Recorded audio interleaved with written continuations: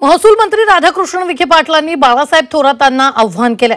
तलाठी भरती प्रक्रियेत भ्रष्टाचार झाला असल्याचा आरोप बाळासाहेब थोरातांनी सिद्ध करून दाखवावा आणि जर नाही करू शकले तर थोरातांनी राजकारण सोडावं असं आव्हान यावेळी पाटलांनी थोरातांना केलं।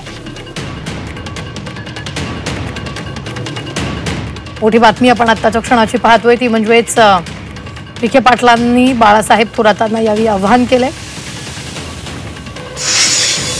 बाळासाहेबांचा आरोप माझ्यावर होता, भ्रष्टाचार झाला।